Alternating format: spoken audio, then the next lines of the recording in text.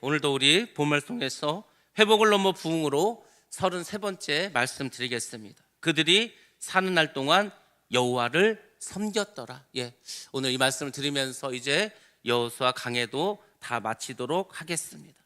오늘이 한 해를 마감하는 마지막 날입니다. 올 1월 1일이 주일이었고 또 올해 12월 31일이 주일입니다. 그래서 제가 올해 주일 예배를 53번째를 드립니다. 아마 우리 일생에서 이렇게 주일을 1년에 53번 드리기는 쉽지 않을 겁니다.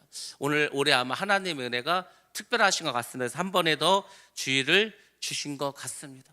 제가 11월에 미얀마에 가느라고 한 주간을 미얀마에 있어서 예배를 여기서 못 드렸는데, 그래서 하나님이 52번을 채우라고 이렇게 또 주셨는지도 모릅니다. 아무튼 특별한 선물을 받은 것 같은 그런 마지막 주일인 것 같습니다. 우리가 항상 마지막이라고 할 때는 무엇인가를 생각하시고 여러분들이 다짐하시고 또 결단하셔야 됩니다.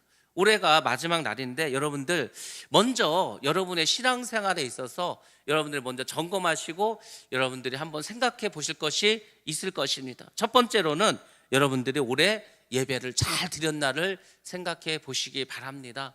예수를 믿는 사람들에게 있어서 가장 중요한 것은 예배를 드리는 겁니다. 그러니까 여러분들이 할 수만 있으시면은 예배에 참석하셔야 됩니다. 주일 예배는 뭐 당연한 거고, 그 이외 수요 예배와 금요 기도회, 새벽 예배까지라도 아무튼 예배는 여러분들 많이 오실수록 은혜를 받고 복을 받으십니다. 많은 예배를 참석하시고, 그리고 그 예배 가운데 늘 사모하는 마음으로 오셔야 되고, 그 예배 가운데 하나님의 음성을 들으시고 주님을 만나셔야 합니다. 그래 여러분의 삶이 복된 삶이 되는 겁니다. 예수를 믿는 사람들이 다른 어디에 가서 무엇으로 복을 받는 것이 아니고, 우리는 예배를 드림으로 하나님을 만나고 하나님께서 주시는 은혜와 축복 가운데 살아가는 것입니다. 그래서 내가 올 1년 동안 예배를 잘 드렸나 여러분들 한번 점검해 보시기 바랍니다. 두 번째로 점검하실 것은 내가 올해 주님과 동행을 잘 했는가입니다. 여러분들, 우리가 누구와 함께 가는가가 중요하지 않습니까? 동행이라는 게 뭡니까? 같이 간다는 거죠. 여러분들, 올해 주님의 손을 붙잡고 2023년을 걸어가셨습니까? 마귀의 손을 잡고 세상 사람의 손을 잡고 걸어가셨습니까?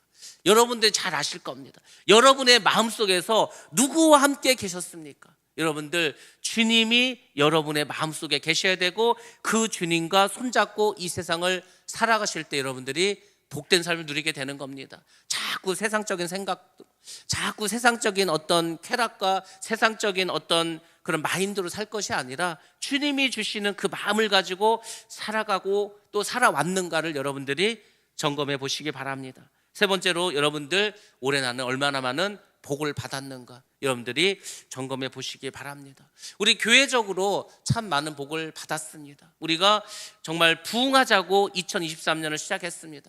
요즘 같은 시절에 부흥을 어떻게 합니까? 있는 교회도 빠져나가고 있는 교회도 나오지 않는 이때에 부흥을 한다는 것은 참 뜬금없는 일이었을지도 모릅니다. 그렇지만 하나님께서 우리가 이제는 성령의 권능을 받고 회복을 넘어서 부흥으로 나가자는 그런 마음을 주셨기 때문에 제가 올 1월에 그걸 선포했고, 정말로 하나님께서 우리에게 부흥을 주셨습니다. 많은 분들이 우리 교회에 나오게 되었고 함께 은혜를 받고 함께 천국을 이뤄가고 있습니다. 교회적으로 많은 복을 받았습니다. 여러분의 가정은 어떻습니까? 여러분의 가정은 올 1년 동안 많은 복을 받으셨습니까? 여러분들 한번 생각해 보시기 바랍니다. 저를 말씀드리자면, 저는 올 1년 동안에 좀 많은 기도의 제목이 있었습니다. 그 기도 제목이 항상 있겠죠. 살아가다 보면 문제가 생길 수도 있고 어려움이 생길 수도 있고, 근데 지금 생각해 보면은 그 순간순간 어려운 그 때마다 주님이 함께 하시고 또 주님께 도와주셔서 잘 1년 동안 지난 것 같습니다. 잘 지낼 뿐만 아니라 하나님이 많은 복을 주셨습니다. 어려운 일 당연히 있었죠. 힘든 일도 있었죠. 제가 봄에 수술도 하지 않았습니까? 근데 하나님께서 그 모든 순간순간을 함께 하시면서 정말 제가 생각한 것보다도 훨씬 더 좋은 결과로, 훨씬 더 많은 열매로 풍성하게 채워주셨습니다. 아, 그렇구나. 하나님께서는 우리가 그분의 말씀대로 살아가려고 애쓰고 그분의 뜻을 이루기 위해서 살아가면은 누구에게도 복을 주시는구나. 여러분들 1년을 돌아보면서 내가 많은 복을 받았는가 생각해 보시고 내년을 기약하시기 바랍니다. 그리고 기왕에 생각하신 거 한 가지 더 생각하시기 바랍니다. 우리가 하나님께서 한 해를 주신다는 게 뭘 의미한다고 했습니까? 항상 우리 인생의 마지막을 생각해 보라는 거 아닙니까? 우리가 1년을 다 지나고 나서 이 마지막 날 한 해를 돌아보듯이 여러분들이 지금 한 번 정도 여러분의 지나온 인생을 돌이켜 보셔야 합니다.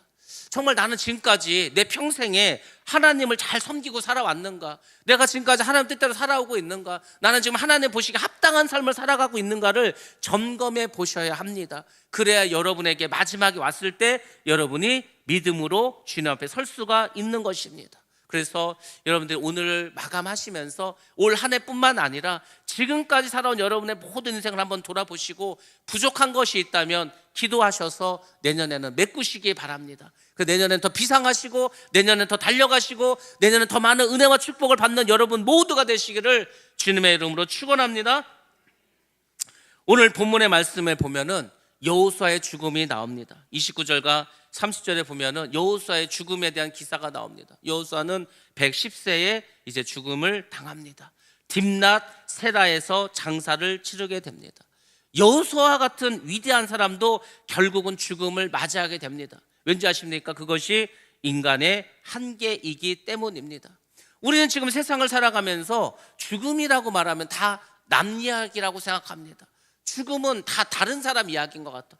누가 돌아가셨대, 누가 소천하셨다, 그랬냐고, 그런 일이 있었냐고, 다 남 얘기하듯이 합니다. 그렇지만 여러분들, 우리는 다 죽음을 맞이합니다. 어느 누구도 죽음을 피할 수가 없습니다. 왜? 그것이 우리 인간의 한계이지 않습니까? 그래서 여러분들, 누구에게나 찾아오는 이 죽음을 무엇보다도 여러분들이 잘 준비하셔야 됩니다. 왜냐하면 우리가 죽음 이후에 그 주님의 심판대 앞에 다 서지 않습니까? 그 심판대에 섰을 때 여러분들이 잘 지금부터 준비하셔야 됩니다. 그렇지 않으면 그 심판대 앞에서 부끄러움 당할 수 있습니다. 그 심판대 앞에서 우리가 심판을 받을 수가 있습니다. 천국으로 올라가야 되는데 심판을 받아도 되겠습니까? 잘 준비하셔야 됩니다. 그래서 저는 이것을 늘 생각하면서 삽니다. 하루에도 여러 번 하나님의 심판대를 생각합니다. 내가 그 앞에 섰을 때 부끄러우면 어떡하지? 그 앞에 섰을 때 내 죄가 남아있으면 어떡하지? 그 앞에 섰을 때 내가 온전하지 못한 모습을 쓰면 어떡하지? 늘 그런 마음이 있습니다. 그래서 어떻게 하면은 내가 그 앞에 섰을 때 담대함으로, 기쁨으로, 감사함으로 이렇게 설 수 있을까? 그 생각을 많이 합니다. 그래서 이제 한 가지 만들어내는 저만의 어떤 비법이 있습니다. 그것은 뭐냐면 이것입니다. 여러분들, 하나님의 왕국이라고 있습니다. 성경에서는 그것을 킹덤 오브 갓이라고 합니다. 우리나라는 그것을 다 천국이라고 번역을 했습니다. 그렇지만 성경은 그것을 구별해 주고 있습니다. 하나님의 왕국은, 하나님의 나라는 크게 두 군데 있습니다. 하나는 우리가 아는 것처럼 저 하늘나라에 있습니다. 그래서 우리가 그냥 천국이라고 합니다.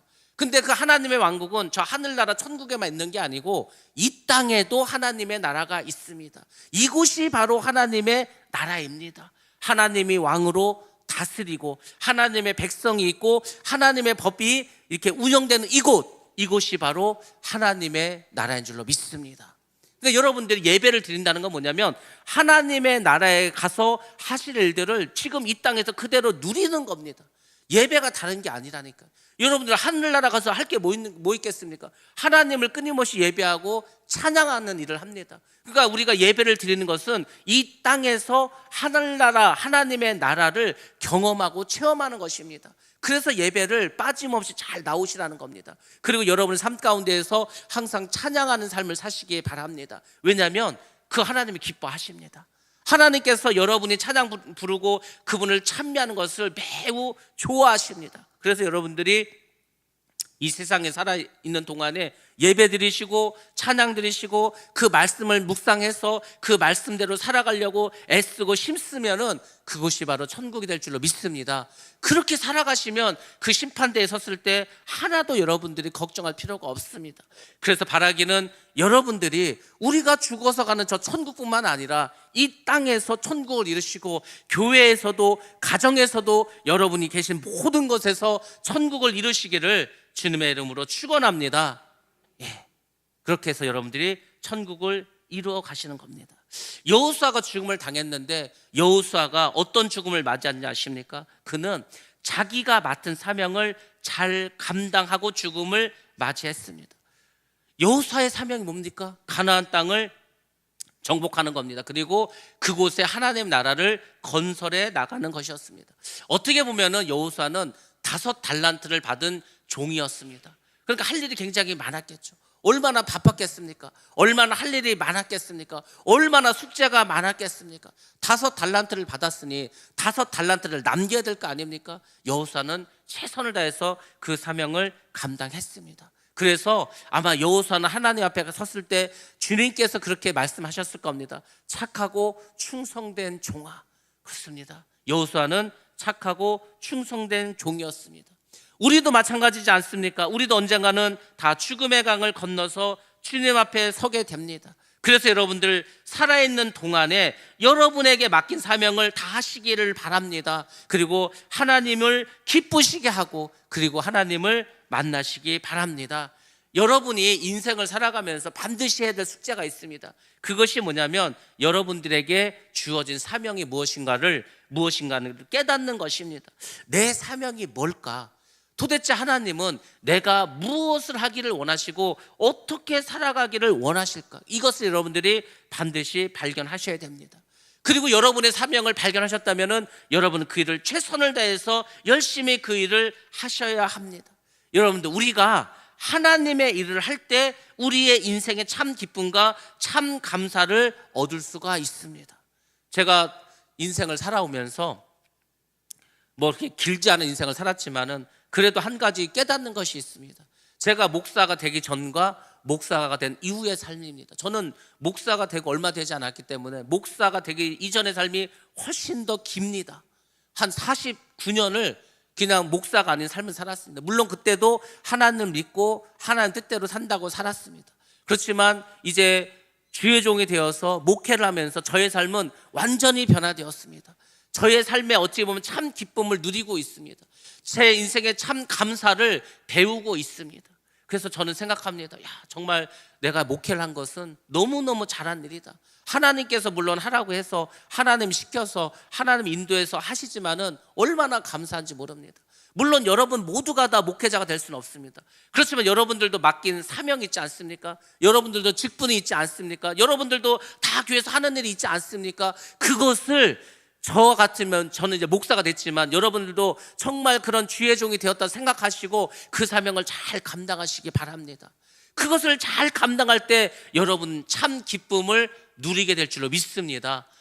이게 인생의 재미가, 인생의 기쁨이 여기에 있었구나. 많은 사람들이 인생의 재미를 느끼기 위해서 해외여행도 가고 좋은 것도 사보고 좋은 집도 사보고 돈도 많이 벌어보고 높은 지위도 얻어보지만은 참 기쁨이 있지 않습니다. 진정한 기쁨은 하나님과 함께 할 때, 하나님께 나에게 주신 사명을 발견하고 그 일에 내가 최선을 다할 때, 그리고 내가 저 하늘나라를 소망하며 살아갈 때, 그때 여러분에게 참 기쁨이 있을 줄로 믿습니다. 사람은 죽었을 때 그 사람을 한마디로 평가합니다. 그 사람은 선한 사람이었어. 그 사람 나쁜 사람이었어. 그 사람은 정직한 사람이었어. 그렇게 한마디로 그 사람을 정의를 내립니다. 자, 마찬가지로 여호수아도 그 여호수아가 죽었을 때 여호수아가 어떤 사람이었다는 것을 한마디로 정의합니다.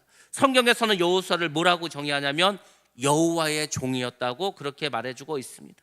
그는 평생을 여호와를 섬겼습니다. 나와 내 집은 오직 여호와 하나님만 섬기겠다고, 그게 유언의 마지막이지 않았습니까? 그렇습니다. 이 여호수아는 평생을 하나님의 종으로 살아갔습니다. 하나님을 섬기면서 살아갔습니다. 그 사람이 평생 종으로 살았대. 여러분들, 여호수아가 불쌍해 보입니까? 그렇지 않습니다. 우리가 종인데 마귀의 종으로 살았다, 세상의 종으로 살았다, 술의 종으로 살았다, 아니면 도박의 종으로 살았다, 불행한 일이죠. 그렇지만 하나님의 종으로 살았다, 얼마나 축복된 일입니까? 얼마나 여호수아의 삶이 정말 멋지고 아름다운 삶입니까? 저는 바라기는 여러분들이 마귀의 종이 아니라 하나님의 종으로 살아가시길 주의 이름으로 축원합니다. 그것보다 더 값진 삶이 어디 있습니까? 여호와 하나님의 종으로 살았다는 게 얼마나 복된 일입니까? 그 종이라는 개념이 자유도 없을 것 같죠. 여러분들 하나님의 종으로 살아가 보시기 바랍니다. 그러면은 하나님이 그 안에서 얼마나 많은 기쁨과 자유함을 주신지 아십니까? 그 안에서 얼마나 감사가 넘쳐나고 그 안에서 얼마나 형용할 수 없는 날마다 주시는 그 환희와 아버지께서 주시는 그 풍성한 복이 얼마나 많은지 아십니까? 여러분들 절대로 주님을 떠나지 마시기 바랍니다. 포도나무 가지가 포도나무에 붙어 있어야 좋은 열매를 맺는 것처럼 여러분들 여호와의 종이 되셔서 하나님 나라의 종이 되셔서 그분의 나라를 위해서 평생을 일생을 살아가시기 바랍니다. 반드시 여러분이 풍성하고 복된 삶을 누리게 될 줄로 믿습니다. 여호수아는 그래서 이렇게 여호와의 종으로 살면서 많은 사람에게 영향력을 끼치고 살아갔습니다. 이스라엘의 장로들이 이 여호수아의 삶을 보고서 여호수아가 살아있는 그 동안에 하나님을 떠나지 않고 잘 섬겼습니다. 많은 이스라엘의 지도자에게 영향을 줬던 사람이 여호수아입니다. 도대체 여호수아가 어떤 삶을 살아갔길래 이렇게 많은 그 이스라엘 지도자들 여호수아의 삶을 본받고 그의 영향력에 살아갔을까? 첫 번째로 여호수아는 믿음으로 미래를 보는 눈을 가진 사람이었습니다. 우리가 잘 아는 것처럼 여호수아가 언제 나옵니까? 정탐꾼을 뽑을 때 나오지 않았습니까? 정탐꾼으로 뽑혔습니다. 그리고 가나안 땅을 40일을 쭉 돌아보았습니다. 다른 사람들은 가서 보니까 어떻게 말했습니까? 육신의 눈으로 보니까 저들은 거인이고 우리는 메뚜기야. 우리는 도저히 저 땅을 얻을 수가 없어. 그렇게 와서 말했습니다. 원망하고 불평하고 낙심하고 좌절하고 불신앙의 말을 했습니다. 근데 여호수아에게는 뭐가 있었습니까? 믿음의 눈이 있었습니다. 지금만을 보는 게 아니에요. 지금은 자기들 이스라엘 뭐 볼 게 있습니까? 이제 출애굽 해가지고 종살이 430년 하고 2년밖에 지나지 않고 아무것도 없는데, 그렇지만 그에게는 미래를 볼 수 있는 눈이 있었습니다. 저 땅은 젖과 꿀이 흐르는 땅이다. 저 땅은 여호와 하나님께서 우리에게 주신 땅이다. 우리가 빨리 가서 저 땅을 취하자고 말했습니다. 왜 그에게 그런 고백이 있을 수가 있었습니까? 다른 사람에게 없는 믿음의 눈을 가졌기 때문입니다. 여러분, 우리에게 지금 필요한 것이 있습니다. 여러분에게 지금 무엇이 필요한지 아십니까? 여러분들에게 이 육신의 눈이 아니라 영적인 세계를 볼 수 있는 영의 눈이 필요합니다. 여러분들 영의 눈을 가지고 세상을 보시기 바랍니다. 그러면 세상이 어떻게 흘러가고 있는지가 다 보입니다. 그 마지막 종국이 다 보입니다. 예수를 잘 믿는 사람, 예수를 믿지 않는 사람 어떻게 될 것인가 다 보입니다. 여러분들이 영의 눈을 가지셔야 됩니다. 또 하나 여러분들에게 필요한 게 있다면 영의 길을 가지셔야 됩니다. 여러분들 이제 육신의 길로만 살아가는 것이 아니라 여러분들 영의 길을 가지시기 바랍니다. 날마다 여러분에게 말씀하시는 성령의 음성을 들으시기 바랍니다. 기도할 때마다 응답해 주시고 기도할 때마다 힘을 주시는 주님의 음성도 들으시기 바랍니다. 왜 우리가 주님의 주신 이 많은 말씀을 여러분들 들어야 될 거 아닙니까? 영의 귀가 있어야 됩니다. 요한계시록에서 뭐라고 말씀하셨습니까? 들을 귀가 있는 자는 복되다고 했습니다. 앞으로 마지막 때 많은 주님의 음성이 있을 겁니다. 그 음성을 듣는 사람은 마지막 때 구원을 얻게 될 것입니다. 그렇지만은 육의 귀만 있는 사람은 세상이 말하는 것만 듣고 미혹당해서 유혹당해서 결국은 죽음의 길로 가게 될 것입니다. 그래서 여러분들 영의 길을 가지시기 바랍니다. 그리고 여러분이 또 하나 갖춰야 될 게 있다면 이제는 영의 입을 가지셔야 됩니다. 여러분의 입술에서 누구를 비방하고 욕하고 불신하는 말을 하는 것이 아니라 여러분들 이제는 믿음의 말을 하시기 바랍니다. 믿음으로 담대히 선포하시기 바랍니다. 다른 사람에게 따뜻한 말 한마디를 건네시기 바랍니다. 아니, 좋은 말도 많은데 지향의 말을 할 거면 이제는 다른 사람이 복되게, 다른 사람이 잘 될 수 있도록, 다른 사람이 힘을 얻을 수 있도록 그런 믿음의 말을 해주시기 바랍니다. 그 입술이 복된 입술입니다. 그 입술이 영의 입술입니다. 가장 좋은 영의 입술은 복음을 증거하는 입술입니다. 그래서 여러분들 어느 곳에 가든지 복음을 전파하시기 바랍니다. 하나님의 말씀을 전하시기 바랍니다. 그것이 복된 입술이에요. 왜 이 좋은 입술을 가지고 이 입술에서 쓴물이 나옵니까? 왜 입술에서 남을 비방하는 가시돋친 맛인 그런 말이 나옵니까? 여러분의 입술에서 따뜻한 말, 항상 힘이 되는 말, 누구에게든지 기쁨이 되는 그 말을 할 수 있는 그런 정말 복된 샘터가 되시기를 주님의 이름으로 축원합니다. 여호수아가 바로 그런 삶을 살았습니다. 믿음의 눈을 가지고 믿음의 길을 가지고 믿음의 입을 가졌습니다. 그래서 사람들에게 영향력을 끼칠 수가 있었습니다. 두 번째로 그는 용맹하고 과감한 태도를 가졌습니다. 가나안 땅에 입성한 후에 어떻게 됐습니까? 끊임없는 전쟁을 치르게 됩니다. 이스라엘은 종살이하고 광야 생활하고 군대도 없습니다. 무기도 없습니다. 근데 들어가서 가나안 땅에 들어가서 그 성을 다 취해야 됩니다. 뭘로 싸웁니까? 뭐 가진 게 있어야 싸울 거 아닙니까? 그럼에도 불구하고 어떻게 했어요? 가나안 땅을 하나씩 하나씩 정복해 나갑니다. 물론 여호수아가 처음부터 그런 건 아니죠. 여호수아서 1장에 보면 하나님께서 뭐라고 합니까? 너는 담대하라. 내가 너와 함께하리라. 여호수아는 내가 너와 함께하리라는 그 말씀을 붙잡았습니다. 여러분들도 마찬가지입니다. 여러분들, 우리가 인생을 살아가다 보면은 자꾸 두려워할 때가 있습니다. 자꾸 뭔가 걱정할 때가 있습니다. 뭔가 불안할 때가 있습니다. 그럴 때마다 여러분들 그 마귀의 속삭임에 빠지지 마시고 내가 너와 함께하리라 하나님의 말씀 붙잡으시기 바랍니다. 하나님이 함께하는데 뭐가 두렵습니까? 누가 무섭습니까? 귀신이 무섭습니까? 하나님이 함께하는데 예수의 이름만 말해도 귀신은 도망가는데 뭐가 무섭습니까? 여러분의 인생에서 지금 어려움이 있습니까? 얼마나 어렵습니까? 얼마나 힘듭니까? 잠을 자지 못할 만큼 고민스럽습니까? 그러면 여러분들 다 주님께 맡기시기 바랍니다. 담대하게 여러분들 선포하시기 바랍니다. 나는 하나님이 함께한다. 내 안에 하나님이 함께 하신다. 수고하고 무거운 짐진 자들 다 내게로 오라. 내가 너희를 쉬게 하리라. 그 주님의 말씀이 우리에게 있는 줄로 믿습니다. 그럼 여러분들 자꾸 두려워하지 마시고, 두려움이 뭔지 아십니까? 두려움은 습관입니다. 습관. 두려워하는 사람은 아무것도 아니야. 별것도 아니야. 두려워합니다. 그렇지 않습니까? 자라보고 놀란 것은 손뚜껑만 봐도 두려워한다고. 여러분들 두려워하실 필요 없습니다. 예수를 믿는 사람들은 담대하셔야 됩니다. 예수를 믿는 사람은 용감하셔야 됩니다. 예수를 믿는 사람은 대범하셔야 됩니다. 사람을 두려워합니까? 사람을 두려워하면 멸망당합니다. 마귀를 두려워하십니까? 마귀를 두려워해도 여러분들 멸망당합니다. 여러분이 두려워할 분은 오직 여호와 하나님밖에 없습니다. 하나님만 빼고는 다 두려워할 필요가 없습니다. 여러분들 담대하게 살아가시기 바랍니다. 걱정 근심 다 내어 맡기시기 바랍니다. 여호수아가 얼마나 이 두려움이 많았겠습니까? 그 젊은 나이에 200만이 되는 사람을 이끌고 그 전쟁을 벌여야 되는데 가진 것도 없는, 무기도 없는, 군인도 없는데 뭘로 싸웁니까? 다 몰살당할 수도 있겠죠. 그렇지만 기도했습니다. 하나님이 함께 하심을 믿었습니다. 우리에게도 마찬가지입니다. 앞으로 펼쳐질 2024년 그 이후의 삶이 어떻게 될지 모릅니다. 그렇지만 아마 세상은 점점점 살기 어려운 세상이 될 겁니다. 자연 환경도, 이 기후도 훨씬 더 우리가 살아가기 어려울 것입니다. 경제도 더 어려워질 수도 있을 겁니다. 모든 사회 시스템이 힘들어질 수 있을 겁니다. 그것을 걱정하고 두려워하는 게 아니라 믿음으로 이기시기 바랍니다.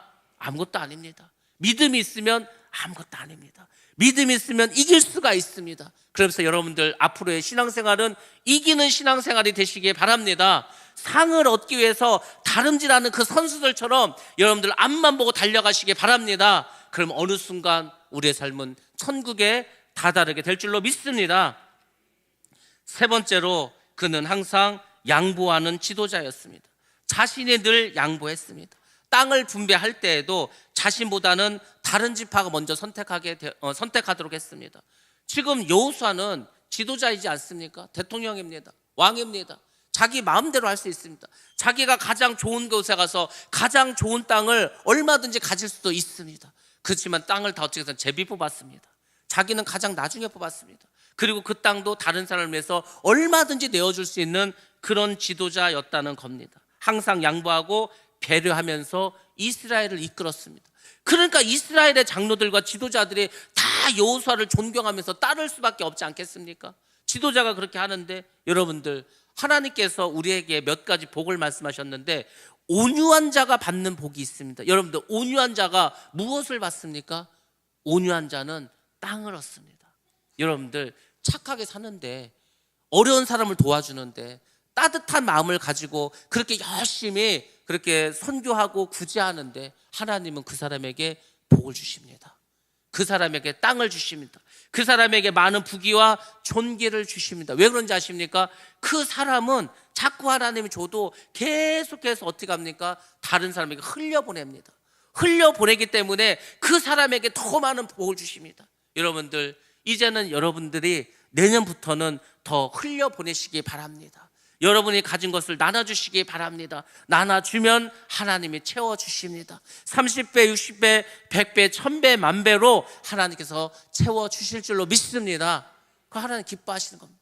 여호수아가 바로 그런 삶을 살아갔다는 겁니다. 그래서 여호수아는 우리에게 많은 믿음의 어떤 교훈을 주는 아주 좋은 책입니다. 우리가 여호수아서 1장부터 시작해서 이 마지막 24장까지 오면서 얼마나 믿음에 대한 것들을 많이 보여줬습니까? 믿음은 순종이다. 믿음은 용기다. 믿음은 어떤 것도 가능하게 할 수 있는 그런 절대적인 힘을 가진 것이다. 우리가 믿음에 대해서 많은 것을 배웠습니다. 여러분들 그렇습니다. 여러분들이 여호수아와 같은 믿음을 가지고 나아가시면은 우리 모두는 지금보다도 훨씬 더 축복된 삶을 살아가게 될 줄로 믿습니다. 이제는 마귀에게 빼앗겼던 여러분의 행복과 여러분의 물질과 여러분의 시간과 여러분의 모든 하늘나라의 그 축복을 다시금 회복하시기 바랍니다. 마귀를 물리치시고 마귀에게 빼앗겼던 모든 것들을 여러분들 다 회복하셔서 풍성한 복을 가지고 살아가시기를 주의 이름으로 축원합니다. 이 여호수아가 이렇게 많은 일하고 좋은 일을 했는데 인간이다 보니까 여호수아에게도 한계가 있었습니다. 여호수아의 한계가 무엇이었을까? 이렇게 위대한 사람이었는데 그것은 바로 믿음의 계승에 실패했다는 겁니다. 정말 가슴 아프고 뼈 아픈 일이지 않습니까? 여호수아가 죽은 후에 장로들이 하나님을 떠납니다. 이스라엘의 후손들이 하나님을 잃어버립니다. 한 세대가 흘렀는데, 불과 믿음의 세대 한 세대가 흘렀는데 그 다음 세대들은 어떻게 된지 아십니까? 하나님을 떠나갑니다. 지금 우리도 그렇지 않습니까? 우리가 예수를 믿은 지가 100여 년이 지났습니다. 한 3, 4대가 흘렀습니다. 3, 4대가 흘러갔습니다. 참 믿음으로 열심히 우리 선조들이, 우리 믿음의 조상들이 정말 목숨을 바쳐가면서 최선을 다해서 집을 팔고 땅을 팔아가면서 헌신하고 봉사했습니다. 그래서 기독교가 참 보잘것없는 그런 작은 1%밖에 안 되는 그런 종교였는데 이게 점점 커져서 가장 컸을 때 25%까지 이게 퍼졌습니다. 4분의 1, 한 나라의 4분의 1을 가지고 있는 종교라면은요, 그 사회를 다 변화시킬 수 있습니다. 근데 그게 얼마 가지 못해서 정체됩니다. 그리고 줄어듭니다. 지금은 줄고 줄어서 절반까지 줄었습니다. 근데 앞으로 10년이 지나면 또 절반이 줄을 수 있습니다. 지금 통계마다 차이가 있지만은 넓게 봐서는 750만이고 정확하게 말하면 620만 정도가 우리나라의 기독교인입니다. 근데 제가 말씀드렸지만은 500만이 문제라고 하지 않습니까? 500만. 왜 500만이 문제라고 했습니까? 500만 밑으로 떨어지면은 기독교 인구가 10% 미만으로 떨어집니다. 기독교 인구가 10% 미만으로 떨어지면은 더 이상 세상은 정치인들은 교회를 무서워하지 않습니다. 우리가 아무리 동성애를 반대하더라도 그들은 다 통과시킬 겁니다. 그래서 우리가 여기서 더 밀려서는 안 되는 겁니다. 우리가 믿음의 이 유산들을 자녀들에게 물려줘야 될 거 아닙니까? 여러분들 자녀들에게 집을 주고 땅을 주고 돈을 주려 하지 마시고 이 믿음을 물려주시기 바랍니다. 우리 자녀들이 믿음을 잃어버리는 순간 그 많은 돈과 그 많은 권세들 다 소용이 없어지는 겁니다. 우리가 예수를 떠나서는 더 이상 삶의 의미가 없어지는 거 아닙니까? 이스라엘 백성들이 여호수아가 죽으니까 어떻게 했습니까? 결국 믿음을 떠나버리고 가나안에 있는 그 자기들이 종으로 부려먹으려고 살려줬던 그 가나안 족속들이 섬기던 바알신과 아세라를 섬기지 않습니까? 음란에 빠지고 하나님을 떠나고 우상 숭배하고, 그래서 사사기 시대가 열리면서 끊임없는 악순환이 벌어지지 않습니까? 끊임없는 악순환. 결국은 믿음에서 떠나버리고 그리고 그 나라가 멸망당하지 않습니까? 그것을 우리가 성경을 통해서 볼 수가 있습니다. 우리가 우리 후손들에게 복음을 심지 못한다면 우리가 살아있는 동안만 그들이 하나님을 섬길 것입니다. 그것이 이미 유럽에서 보여주고 있지 않습니까? 영국이, 또 독일이, 네덜란드가, 많은 유럽의 개신교 국가들이 다 교회 문을 닫아버립니다. 왜냐하면 더 이상 예수를 믿지 않아. 영국 같은 나라는 국교가, 영국은 기독교지 않습니까? 그 성공의 인구가 10% 미만으로 떨어졌습니다. 더 이상 예수를 믿지 않아. 그리고 교회에 있는 사람들 다 60대 이상입니다. 60대도 별로 없습니다. 70대, 80대. 그 이후로 1930년대, 40년대를 지나면서 1차 세계대전을 겪으면서 영국의 젊은이들이 교회를 떠나기 시작합니다. 자유주의에 물들기 시작합니다. 세상의 쾌락에 빠지기 시작합니다. 그리고 그들은 이제 이렇게 교회가 문을 닫고 그 많은 교회가 무슬림으로 팔려가고 술집으로 팔려가게 됩니다. 그리고 급기야는 런던 시장이 이슬람을 믿는 사람이 뽑히고 영국의 총리가 힌두교를 믿는 사람이 뽑히고, 그렇게 되지 않았습니까? 우리나라도 어떻게 될지 모릅니다. 프랑스의 이슬람교도가 10%입니다. 영국과 독일이 그 이슬람교도가 5%입니다. 이슬람은 5% 10%만 되면 강력한 힘을 발휘합니다. 그들은 자녀들 4명 5명씩 납니다. 그렇게 또 10년이 지나고 또 20년 지나면 그 사회를 얘들이 지배해버립니다. 그 이슬람은 그렇게 하는데, 기독교는 어떻게 합니까? 아이를 낳지 않고 믿음에서 떠나고. 이슬람은 지금도 얼마나 열심히 기도합니까? 뭐 믿음이 있든 없든 간에 여러분들, 우리가 우리 자녀들에게 복음을 심어주지 않고 믿음을 심어주지 않으면 이들도 결국은 다 하나님을 떠나가게 됩니다. 그래서 우리도 하나님께서 우리에게 말씀하신 그 원리로 돌아가야 됩니다. 하나님 우리에게 창세기에서 뭐라 말씀하셨습니까? 생육하고 번성하라, 땅에 충만하라, 그러지 않았습니까? 근데 아이를 낳지 않아. 여러분들, 우리 기독교인들이라 하더라, 우리 기독교인만이라도 자녀들을 3명 4명은 낳아야 됩니다. 3명 4명을 낳아야 기독교인이 그나마 유지되는 거 아닙니까? 그나마 이 기독교가 더 이상 여기서 물러나지 않지 않습니까? 지금 그런 세상을 살아가고 있습니다. 멍하고 갑자기 있으면 10년 지나서 우리가 어떤 세상을 맞이할지 모릅니다. 제가 아까도 말씀드렸지만은 그 아메리칸 사모아에 있는 그 목사님하고 어제 엊그저께 이렇게 연락을 했는데, 그분이 그러더라고요. 그 아메리칸 사모아라는 그 작은 섬나라에 한국 사람이 그 목사님 가실 때 한 100여 명 있었습니다.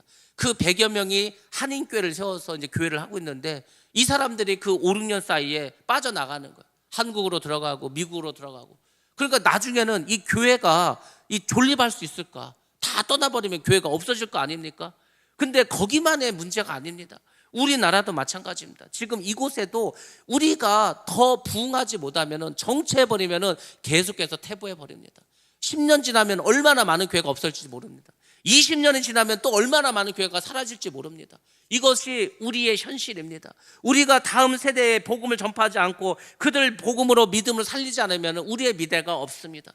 그래서 제가 올 1년 동안 힘쓰고 애쓴 게 뭡니까? 우리 교회 지하실을 어떻게든 공사를 해서 아이들이 이곳에 와서 놀아.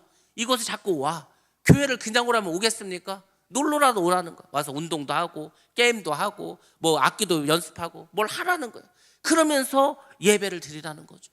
그러면서 그들에게 복음을 전하는 거 아닙니까? 여러분들, 그렇게 하지 않으면은 아이들 교회에 오지 않습니다. 우리나라 이 젊은들이 3%가 기독교인이 안 됩니다. 그 밑에 세대는 더 없습니다.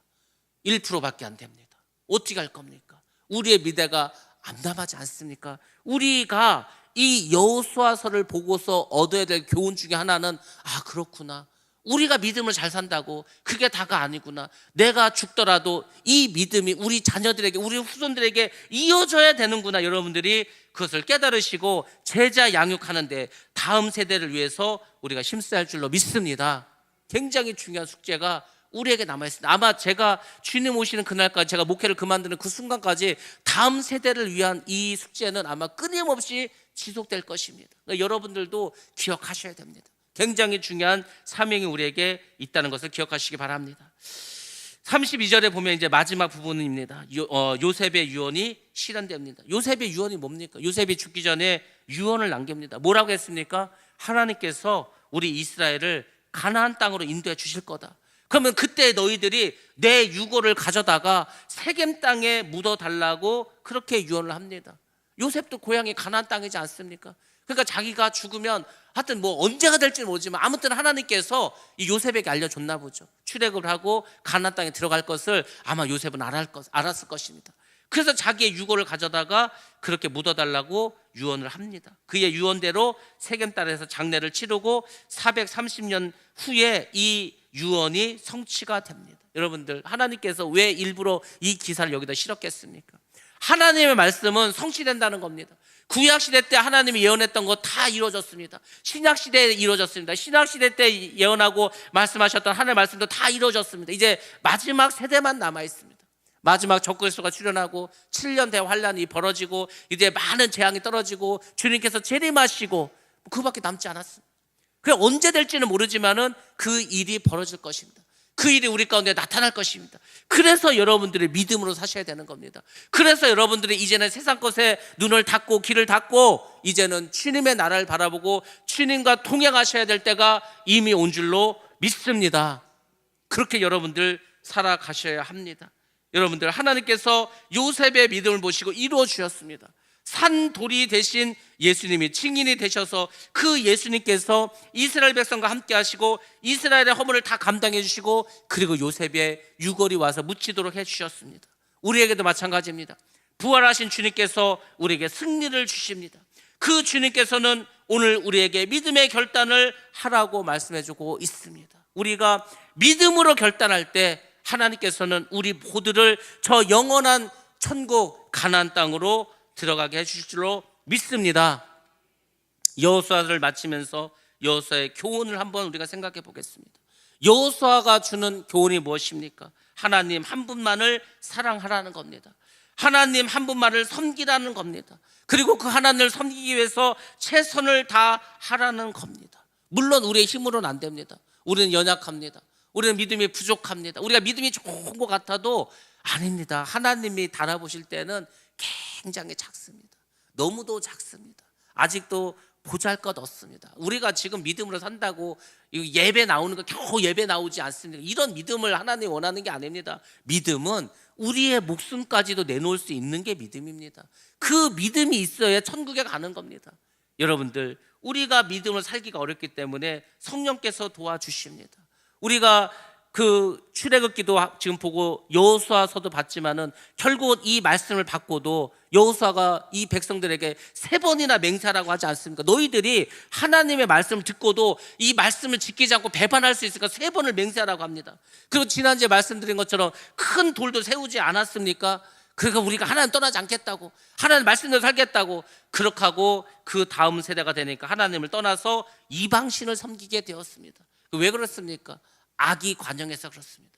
오늘날 우리가 신앙생활하기 왜 어렵습니까? 왜 자녀들이 교회에 나오지 않습니까? 간단합니다. 예수를 믿기가 너무 힘든, 죄가 너무 관영한 세상을 살아가고 있기 때문입니다. 엘리사가 엘리야의 능력을 갑절로 달라고 하지 않았습니까? 왜? 그렇지 않으면은 이 험한 세상을, 악한 세상을 살아갈 수가 없어. 우리도 마찬가지입니다. 여러분들, 하나님께 주시는 능력을 받으시기 바랍니다. 성령의 충만함을 받으시기 바랍니다. 강력하게 받으시기 바랍니다. 그래야 세상을 이길 수가 있습니다. 지금은 우리가 세상과 싸우기도 버겁습니다. 싸우기만 버거워서 어떻게 이기겠습니까? 그 악의 세력을 우리가 결박하고 물리치시려면은 여러분이 지금보다 훨씬 더 영적인 힘을 가지셔야 할 줄 믿습니다. 기도하셔야 됩니다. 금식도 하셔야 됩니다. 철야도 하셔야 됩니다. 필요하다면 기도원도 가서 막 기도하셔야 됩니다. 그래서 그 영적인 권세를 가지고 우리가 살아가야 이 세대를 우리가 이기면서 나아가게 될 줄로 믿습니다. 그러니까 내년에는 그 힘을 가지시기 바랍니다. 우리 내년도의 표가 무엇이라고 했습니까? 내년도 너희도 상을 받도록 이와 같이 다름질을 하라. 여러분들, 올림픽 선수들이, 운동 선수들이 1등을 하기 위해서 얼마나 최선을 다합니까? 먹을 거 못 먹고, 놀 거 못 먹고, 훈련하고 또 훈련하고, 근육을 키우기 위해서 그 무거움을 듣고 얼마나 땀을 흘리고 피를 흘립니까? 왜? 상을 얻기 위해서. 여러분들, 우리도 마찬가지입니다. 우리가 다 하나님 앞에 섰을 때 심판당할 것이 아니라 생명의 면류관, 의의 면류관, 상을 받기 위해서 우리는 다름질해야 할 줄로 믿습니다. 운동 선수처럼 최선을 다해서 우리가 받은 모든 사명을 감당하기 위해서 심수해서 우리는 달려갈 줄로 믿습니다. 저도 그래서 내년에는 더 달려가려고 합니다. 내년에는 우리가 이 금산 지역에서 우리 교회가 할 일도 더 많아집니다. 자꾸 많아집니다. 우리가 해야 할 일이 많아질 겁니다. 여러분이 해야 될 일도 점점 많아지게 될 것입니다. 뒤로 물러나서 주님을 먼 발치에서 바라보는 군중이 되지 마시고 주님 앞에 다가가서 그 옷자락을 만져서 여러분의 질병을 고치고 능력을 받고 그 하나님의 능력을 여러분 속으로 들어올 수 있도록 주님과 가까이 가시기 바랍니다. 그래야 여러분들, 우리는 다름질을 하고 비상하게 될 줄로 믿습니다. 사사기를 통해서 우리가 알 수 있는 게 있습니다. 여호수아가 끝나고 사사기지 않습니까? 우리의 삶도 똑같다는 겁니다. 끊임없이 죄악 가운데서, 죄의 사슬에서, 죄의 쳇바퀴에서 떠나지 못한다는 겁니다. 그것이 사사기가 보여주는 거 아닙니까?